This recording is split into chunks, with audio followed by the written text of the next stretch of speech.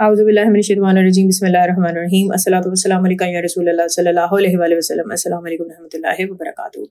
پچھلی ویڈیو میں نے آپ کو بتایا تھا کہ حضرت مصعب بن عمیر رضی اللہ عنہ جو حضور پاک صلی اللہ علیہ وسلم سے کچھ مشابہت رکھتے تھے، جب وہ شہید ہو جاتے ہیں تو کفار شور مچا دیتے کہ نعوذ باللہ انہوں نے حضور پاک صلی اللہ علیہ وسلم کو قتل کر دیا ہے. تو جب مسلمان یہ نعرہ سنتے ہیں تو وہ ایسے ہو جاتے ہیں جیسے ان کو کچھ سمجھ نہ آ رہا ہو اور وہ میدان جنگ چھوڑ کر بھاگنا شروع ہو جاتے ہیں.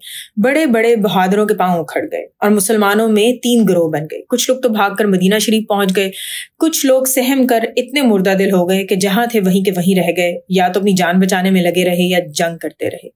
کچھ لوگ جن کی تعداد تقریباً 12 کے قریب تھی وہ رسول پاک صلی اللہ علیہ وسلم کے ساتھ ثابت قدم رہے. سبحان اللہ. بعض مسلمان جاں بازی کے ساتھ لڑتے جا رہے تھے اور ادھر ادھر دیکھتے جا رہے تھے کہ حضور پاک صلی اللہ علیہ وسلم کہاں ہے، کس حال میں ہے. حضرت علی شیر خدا رضی اللہ عنہ تلوار چلاتے اور دشمنوں کی صفوں کو درہم برہم کرتے چلے جاتے تھے، مگر وہ ہر طرف مڑ مڑ کر رسول پاک صلی اللہ علیہ وسلم کو دیکھتے تھے. وہ انتہائی اضطراب اور بے قراری کے عالم میں تھے. حضرت انس رضی اللہ عنہ کا چچا حضرت انس بن نضر رضی اللہ عنہ لڑتے لڑتے میدان جنگ سے بھی کچھ آگے نکل پڑے. وہاں جا کر دیکھا کہ کچھ مسلمانوں نے مایوس ہو کر ہتھیار پھینک دیے ہیں.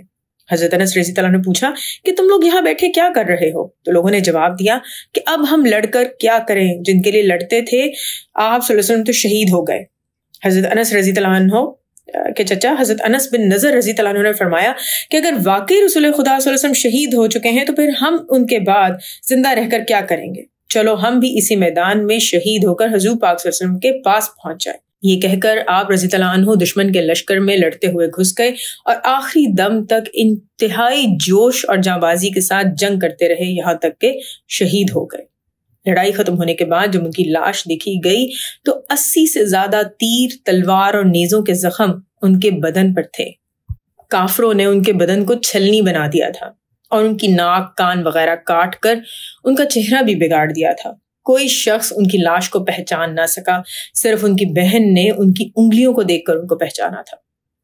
اسی طرح حضرت ثابت بن دہدہ رضی اللہ عنہ نے مایوس ہو جانے والے انصاریوں سے کہا کہ اے جماعت انصار، اگر بالفرض نعوذ باللہ رسول پاک صلی اللہ علیہ وسلم شہید ہو بھی گئے ہیں تو تم ہمت کیوں ہارتے ہو؟ تمہارا اللہ تو زندہ ہے، لہٰذا تم لوگ اٹھو اور اللہ کے دین کے لیے جہاد کرو. یہ کہہ کر آپ رضی اللہ عنہ نے چند انصاریوں کو اپنے ساتھ لیا اور لشکر کفار پر حملہ کر دیا، اور آخر خالد بن ولید کے نیزے سے جام شہادت آپ کو ملا. جنگ جاری تھی، تمام جانثار اسلام لڑ رہے تھے. لڑائی کے ساتھ ساتھ سب کی نگاہیں انتہائی بے قراری کے ساتھ حضور پاک صلی اللہ علیہ وسلم کو ڈھونڈ رہی تھیں. بہت ہی مایوسی کا عالم تھا، مگر سب سے پہلے جس نے حضور پاک صلی اللہ علیہ وسلم کو دیکھا وہ حضرت کعب بن مالک رضی اللہ عنہ ہیں. انہوں نے حضور پاک صلی اللہ علیہ وسلم کو پہچان کر مسلمانوں کو پکارا کہ اے مسلمانوں ادھر آؤ، رسول پاک صلی اللہ علیہ وسلم یہاں ہے. اس آواز کو سن کر جیسے تمام مسلمانوں میں جان پڑ گئی اور ہر طرف سے دوڑ دوڑ کر مسلمان آنے لگے. کفار نے بھی ہر طرف سے حملہ روک کر حضور پاک صلی اللہ علیہ وسلم پر قاتلانہ حملہ کرنے کے لیے زور لگا دیا، لیکن ان کا یہ زور بالکل بھی کامیاب نہ ہو سکا.